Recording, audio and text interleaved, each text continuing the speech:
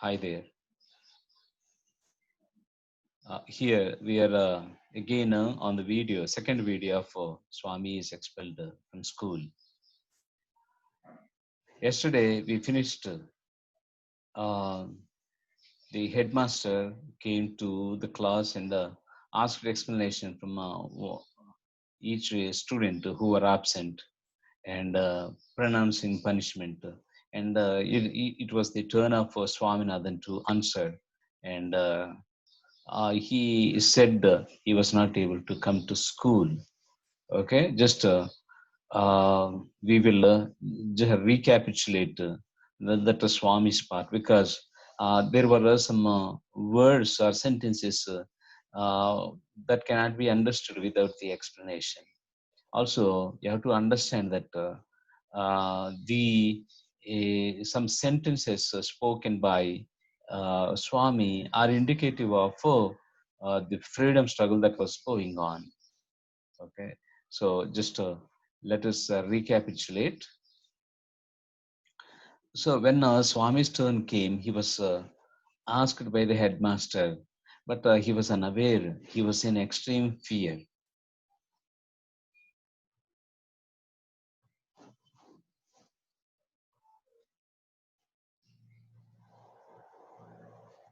He was in extreme fear that he was not able to answer. Only a rap by the headmaster uh, uh, made him aware and just brought him to himself. Okay, he brought him, made him aware. Okay, headmaster asked, "Why did you keep away yesterday?" Asked the headmaster, looking up. Swaminathan's first impulse was to protest, oppose. Protest means oppose. No, I was not absent. But the attendance register was there. So what? It can be checked whether he was present or not. No, no, no. I was stoned. See, from these some sentences now he spoke are indicative of freedom struggle. Especially, they took away my cap and burnt it. All those, and didn't they cut off Dhaka Muslim slaves of slaves? We will just I will explain again. No, no, no. I was stoned. He said that somebody threw stone at him as he was coming to school. He wanted to say these are all that were streaming in his mind, coming one after the other. I tried to come, but they took away my cap and burnt it. See, this sentence is indicative of a freedom struggle that was going on. Okay, British did not like the local goods. As a part of that, uh, they burnt they burnt sorry, they did not like the goods of a British, so they were burning it. So as a part of that, they took away the cap of Swami and burnt it in opposition, in a protest to the British goods. But they took away my cap and burnt it as a part of protest to the British government. Many strong men held me down. I tried to come. Okay, they were very strong people held him and did not allow him to come to school because they wanted him to protest against the British. When a great man is sent to jail, okay, I told you yesterday in the video, uh, jail. Okay, this is a GAOL is pronounced jail, but this is old English. Great man is sent to jail. I am surprised to see you, a slave of the Englishman. Okay, here you means a headmaster. Okay, headmaster became though Indian, he became a slave of Englishman. Okay, here he means to say that he became supporter of English. That's why he's conducting school without participating in the freedom struggle. Didn't they cut off for Dhaka Muslim slaves of slaves? Okay, yesterday I was saying this in the previous video. I said, but just a kind of repetition. Uh, didn't they cut off Dhaka Muslim slaves of slaves? Here, didn't they cut off slaves of slaves? Dhaka Muslim is extra information. Didn't they cut off slaves of slaves? Those who are making this muslin, a fine cloth, which is only meant for royal people, and it is so fine that it was exported to many parts of the world that time. And their British cut off their fingers, toes, toes, because they were making those clothes, so that their product is not promoted. Okay, they will not be able to make that product again, so that British goods can be used by the people here. So as a part of that, they cut their toes, fingers. So that's what he was saying. Okay, Dhaka is capital of Bangladesh, but the spelling, this old spelling, now present spelling is Dhaka.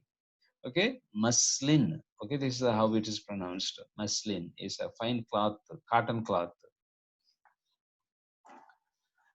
These were some of the disjointed explanations. These were some disjointed explanations which streamed into his head, and which even at that moment he was a discreet enough not to express. He had wanted to mention headache, but he found to his distress that others beside him had a headache. Well, two boys already said that they had headache. That's why they could not come to school. The headmaster shouted, "Won't you open your mouth?" Okay, all these things were going on in his mind. He was not saying anything. "Won't you open your mouth?" He brought the cane sharply down on Swaminathan's right shoulder. That means he bet him. Swaminathan kept staring at the headmaster with tearful eyes, massaging with his left hand the spot where the cane was laid. That means where the headmaster beat him. "I will kill you if you keep on staring without answering my question," cried the headmaster. Cried here, you should not understand that he cried his tears. No, he shouted. That is the main. He shouted. Okay, now Swaminathan replied, I could not come," stammered Swaminathan. "Is that so?" asked the headmaster. And turning to a boy, said, "Bring the peon." Swaminathan thought, "What? Is he going to ask the peon to thrash me? If he does any such thing, I will bite everybody dead." The peon came. The headmaster said to him, "Now say what you know about this rascal on the desk." Okay, here, okay, now headmaster wanted to prove the guilt, the wrongdoing of Swami with a witness. That's why he he wanted the peon to be brought. Peon means attendant. Okay, he wanted a student to go and bring the peon. Peon means attender. I said assistant. And when that headmaster asked the boy to bring a peon, Swaminathan thought in his mind, okay, whether headmaster asked the boy to bring the peon to beat him. If he does any such thing, if that peon beats him, I will bite everybody dead. The meaning of the sentence is, I will bite everyone, okay, till they die. Okay, it's a small boy. Okay, that means he will inflict a severe injury by biting. Okay, okay, don't take it literally. The the peon came. The headmaster said to him, "Now say what you know about this rascal on the desk." The peon eyed Swaminathan with a sinister look. Okay, uh, peon was the one to see Swami to throw stone into the window pane and break it. The peon eyed Swaminathan with a sinister look, grunted, and demanded, Didn't I see you break the panes? He said he did not complete the sentence. See, that's why three dots. This is called ellipsis. Ellipsis. This is called ellipsis, right? Then he did not complete the sentence. Headmaster completed. Of the ventilators in my room, okay. Peon said, didn't I see you break the panes of the ventilators in my room? Added the headmaster with a zest, happiness. Here, there was no chance of escape. Swaminathan kept staring foolishly till he received another hit whack on the back. So his mistake was proven. His guilt was proven with evidence. So there is no escape. He cannot say anything else. So headmaster hit him again. The headmaster demanded what the young brigand had to say about it. The brigand had nothing to say. It was a fact that he had broken the panes. They had seen it. There was nothing more to it. He had unconsciously become defiant.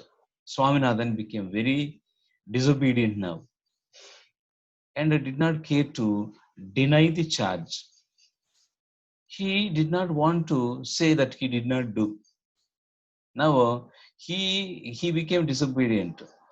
Okay, if he broke, okay, if it was proven that he was the one to break the window panes, so what? Like that. So okay, I broke the window. So what? He did not care to deny the charge.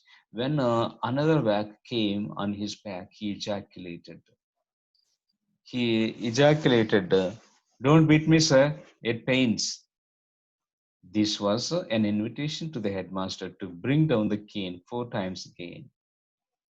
So when Swaminathan said, "Don't beat me, sir, it pains," okay, headmaster became a bit more angry, and that was an invitation to the headmaster to beat him 4 times. He said, "Keep standing here on this desk, staring like an idiot till I announce your dismissal." Every pore in Swaminathan's body burned with the touch of the cane.